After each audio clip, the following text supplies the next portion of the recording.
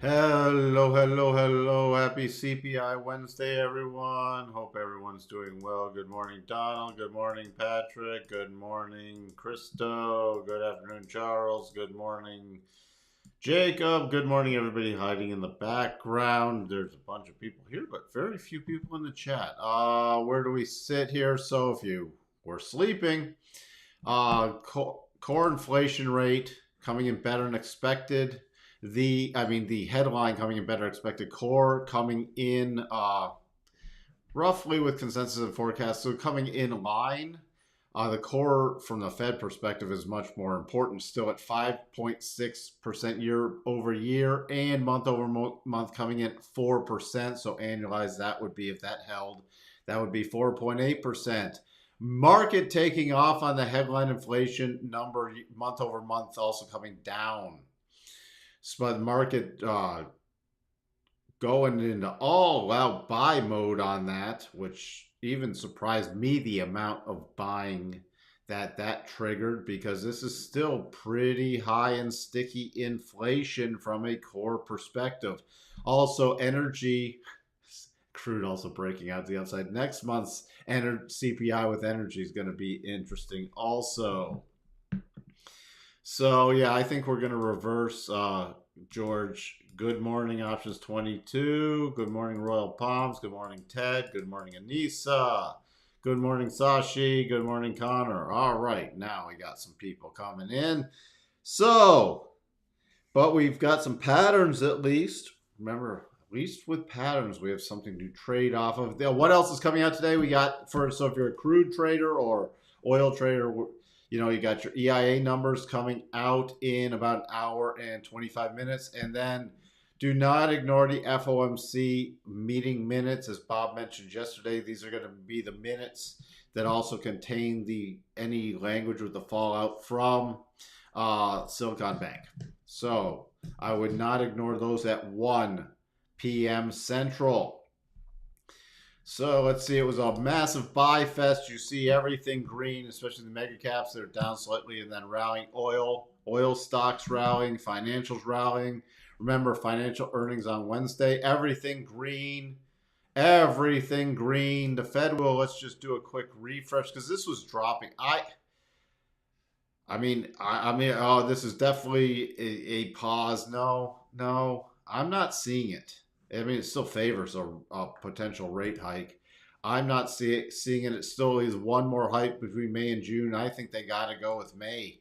The core doesn't change anything. It's still way too sticky. So we're still in green mode. In terms of gamma flip area is 41.37. We're at 41.57, so we're definitely in positive gamma. So any continued rally gets into dealer selling. Nothing's really changed on the put front. The only puts sort of start kicking in below 4,100. That is about it.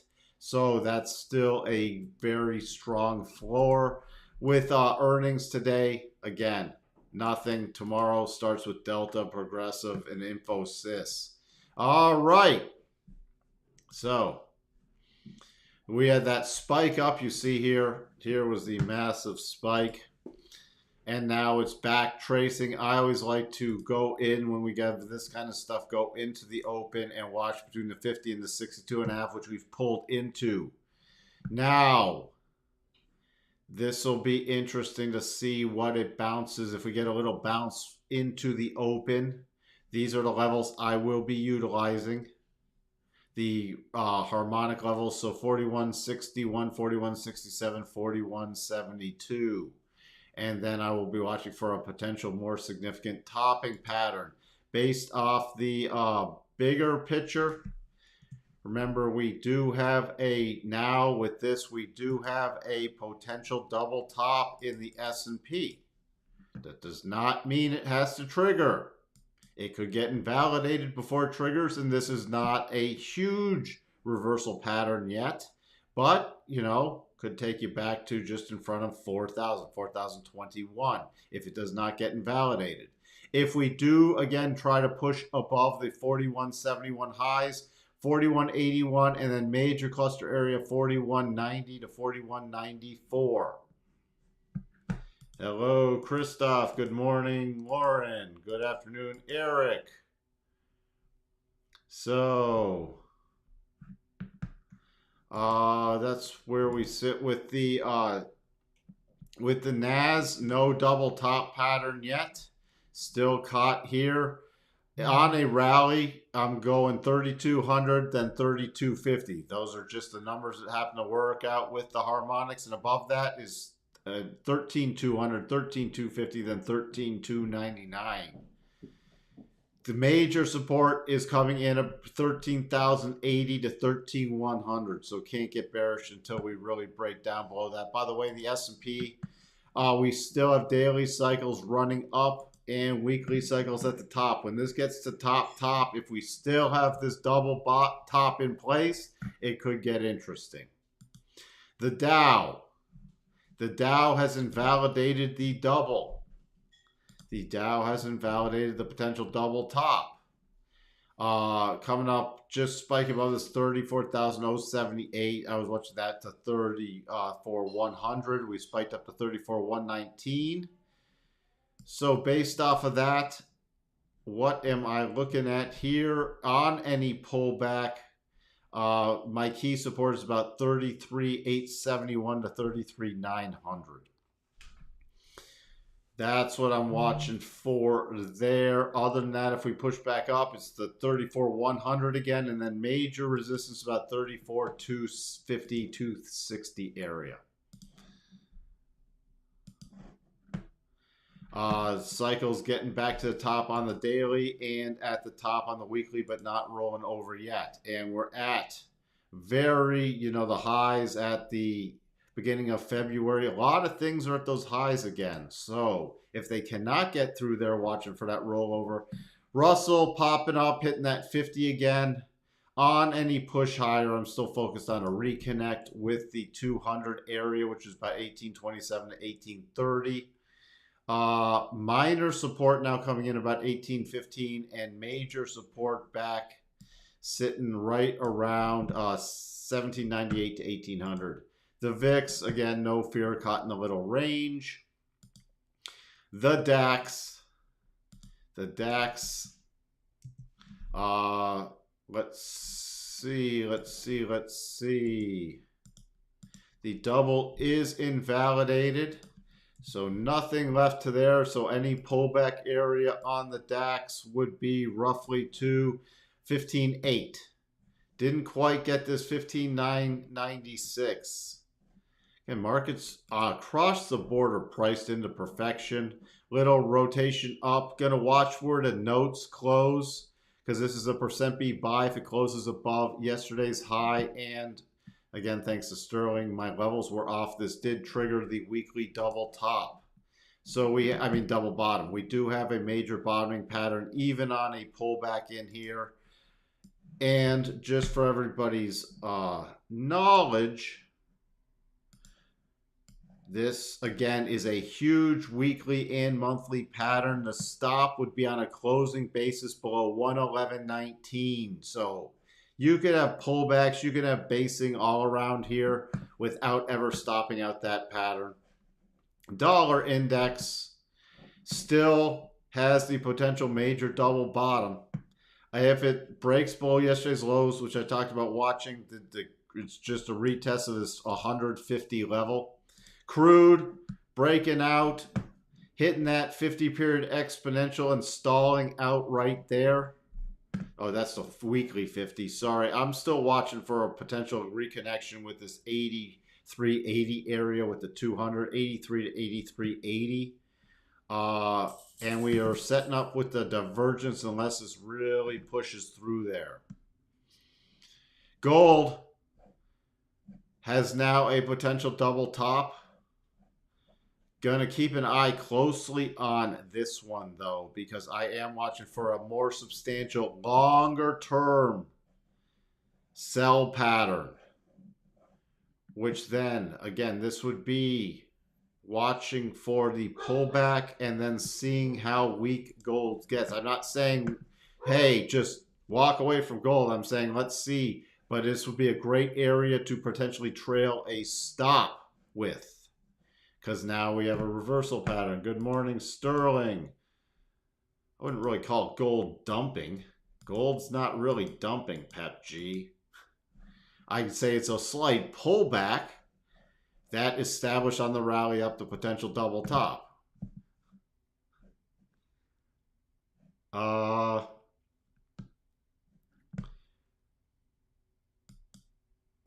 This was algo driven also, this little breakout. A lot of algos. So, where do we sit here? 10-year still holding. This is for the Japanese yen, still holding. JGB's less than 50, so nothing to report there. Still not triggered. Not triggered on the potential double bottom. Pretty strong reversal move this morning. Euro did not get the percent B buy and rotation back up. So we'll see if this stays in double top territory. Pound a lot weaker. So I'm watching for the pound to peter out. Bitcoin stalling out up here, but if it does push higher, about 31,255, this really looks like an exhaustion move. Exhaustion move higher. Remember, earnings are kicking off on Friday, and earnings season's going to be more important than this final CPI number. And I don't see the Fed pausing. Tesla, gap up. There's still a gap left behind. Remember, to 192.58. Nothing here invalidates the potential double top yet. On a rollover play, I'm watching 190.50 as support. We break below that, then I'm looking for the potential gap fill to 186.79. Take this gosh darn level off that keeps blocking everything. What else do we have? What else do we have? The spiders and the Qs. The spiders are trading 412.23. You still have the potential double top in place also for the spiders. A long way off, of course, from triggering, but keeping an eye. The targets 412.20. That's where it's looking to open, right around there. 412.70 and 413.48 are my next targets higher on a rollover play. I would be watching first about 411.50, and then I would be targeting 410.26 and then 409.72.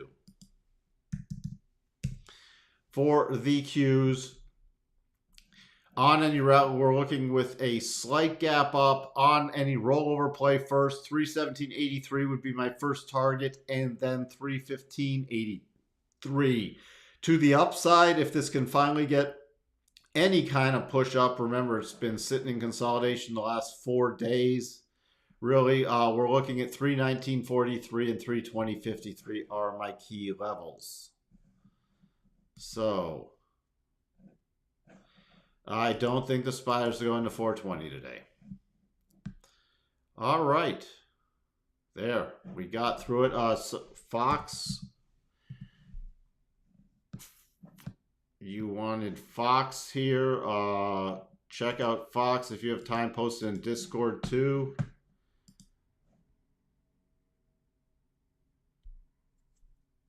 Let's see.